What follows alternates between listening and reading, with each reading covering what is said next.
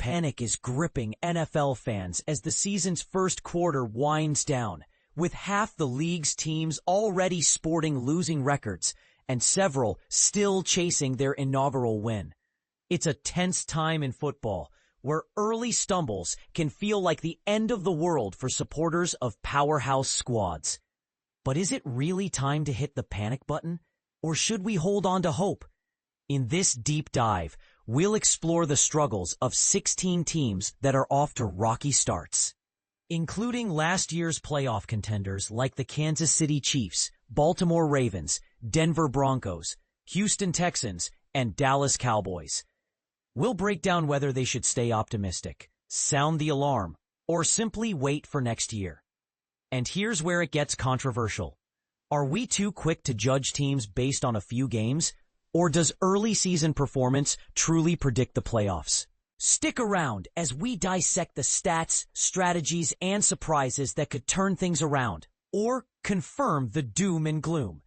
As we approach the end of the NFL's opening quarter, anxiety is building for franchises that have tripped at the starting line. With 8 weeks in the books, 16 teams are grappling with sub-.500 records, and 6 haven't tasted victory yet. Among them are heavy hitters from the 2024 postseason, such as the Chiefs, Ravens, Broncos, all at 1-2, Texans 0-3, and Cowboys 1-2. This week's showdown between the Chiefs and Ravens in Kansas City promises to be one of the most pressure-packed early season clashes in recent memory, with the loser potentially dropping to 1-3. Starting the year at 1-2 puts teams like Kansas City, Baltimore, and Denver in a deep hole. Bouncing back to make the playoffs isn't unheard of, but the numbers tell a sobering story. Since 1990, just 24.9% of teams, 93 out of 374, that began 1-2 have clawed their way into the postseason. For those starting 0-3, the odds are even steeper. Only 2.4%, 4 out of 165, have recovered to advance. And from a 1-3 start, a mere 35 squads have ever done it.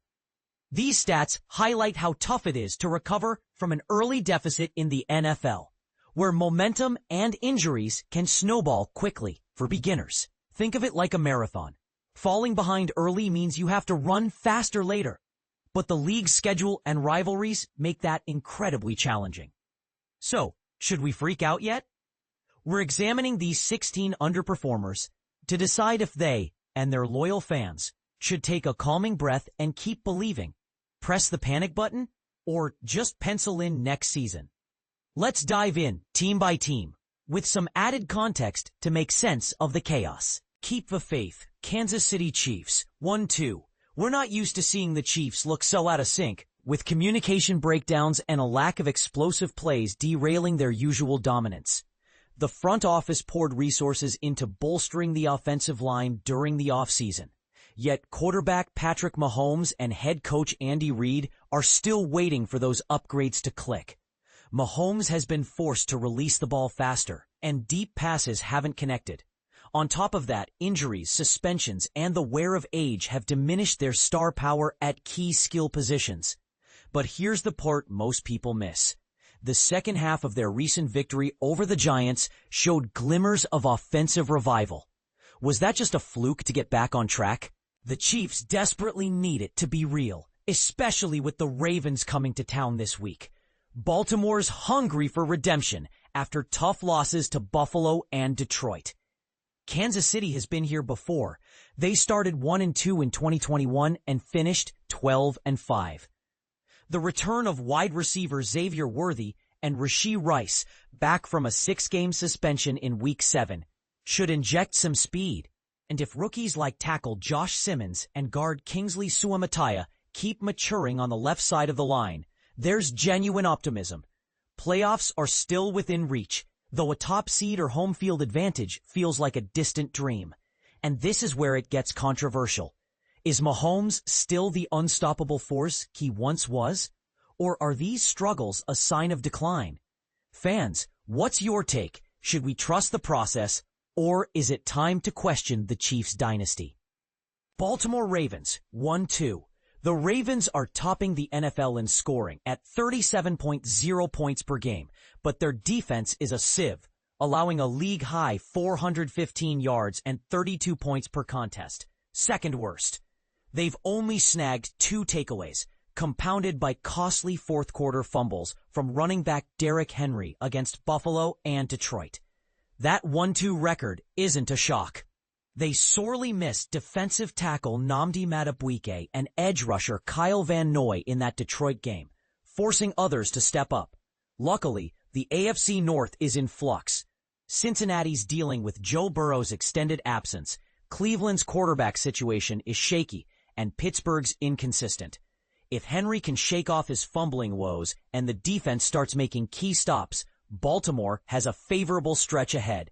3 home games against the Texans, Rams, and Bears, plus a trip to Miami. They could be climbing the standings by mid-season. For newcomers to NFL analysis, this shows how divisional rivalries can create opportunities. Even a middling team can thrive if competitors falter. Denver Broncos, 1-2. With AFC West rival Chargers off to a hot start and quarterback Bo Nix struggling in losses to Indianapolis and the Chargers, showing more regression than growth in his second year, alarm bells are ringing. But remember, it's a marathon, not a sprint. And Sean Payton's teams often begin slowly. Denver's defense remains a strength, which is a solid foundation. Payton could ease Nix's burden by simplifying plays. The young QB has missed crucial throws, and opponents are exploiting his weaknesses. Emphasizing the run game for balance might unlock more success, building on Nix's strong rookie finish. They face the struggling Bengals this week, then a tough Philly test, but upcoming games against the Jets, Giants, Cowboys, and in Houston look manageable. This illustrates a key NFL lesson. Patience with young talent can pay off, as we've seen with quarterbacks like Patrick Mahomes, who needed time to develop. Cleveland Browns, 1-2. Heading into the season, the Browns didn't scream contender with their quarterback carousel, veteran Joe Flacco, untested Dylan Gabriel, and rookie Shedeur Sanders. Yet their upset of the Packers last week showcased their grit, powered by a ferocious defensive front. They got routed by Baltimore, but should have topped Cincinnati, putting them at 2-1. A deep playoff push? Unlikely. But with Cincinnati's woes, Pittsburgh's ups and downs, and Baltimore's slow launch, Cleveland can stir things up. Detroit looms this week, but matchups against Minnesota, Pittsburgh, Miami, and New England are winnable. They might even hit a positive record by week 9. This is the part most people miss. Underdogs like the Browns can punch above their weight with heart and defense, turning a mediocre start into an exciting run. Carolina Panthers, 1-2, after a shaky opener. Quarterback Bryce Young showed progress in Week 2 and dialed up his accuracy in a Week 3 rout of the Falcons. The defense was dominant too. Sure, it was against a struggling Falcons squad, but every win counts, and there were clear signs of growth. Carolina still got hurdles. Pass protection needs work, and young players are learning on both sides. But this year's about building blocks and gaining league experience. For example, teams like the Panthers often use early seasons to develop talent, much like how the Seahawks built their dynasty with patience. Chicago Bears, 1-2. Let's keep it real. The Bears aren't Super Bowl bound this year, and they never were. Coach Ben Johnson is brilliant, but he's not a magician. Focus on quarterback Caleb Williams growing in his second season, players adapting to new offensive and defensive schemes, and setting up for divisional contention next year. Their first 2 games were brutal, but the win over Dallas was promising. Williams looked sharp, and the defense clicked under Dennis Allen's system. Can they capitalize? This highlights the importance of realistic expectations in the NFL.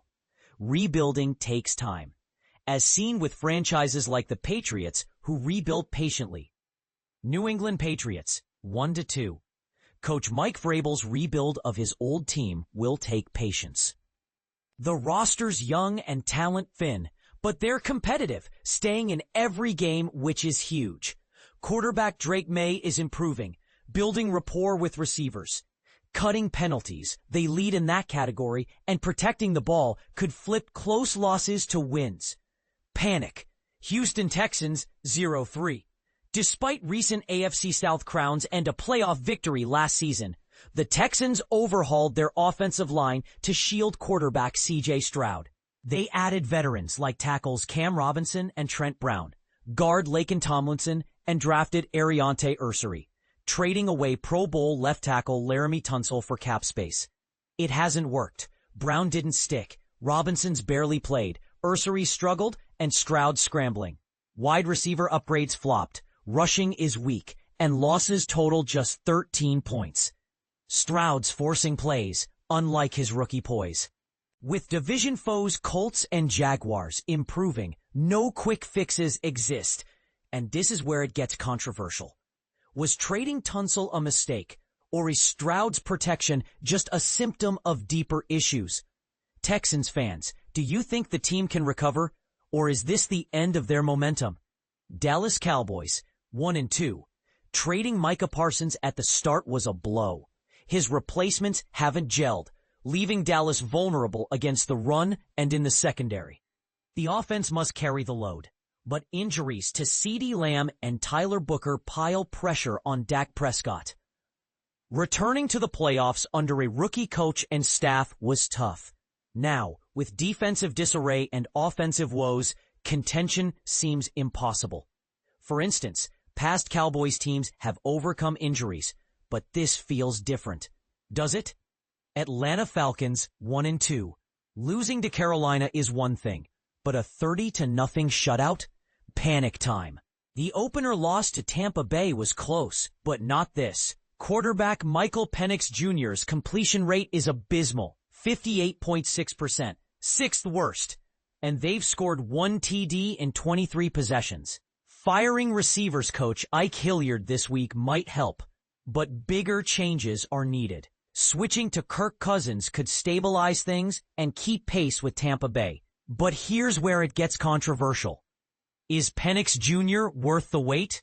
Or should the Falcons cut bait now to avoid a lost season? Las Vegas Raiders 1-2. After a Week 1 win over New England, they've backslid. A turnover-marred loss to the Chargers, and a disaster in Washington, even without Jaden Daniels.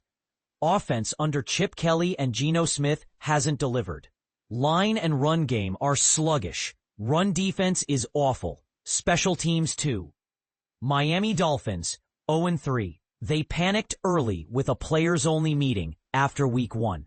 Coach Mike McDaniel's lax style drew heat, but he showed urgency against Buffalo.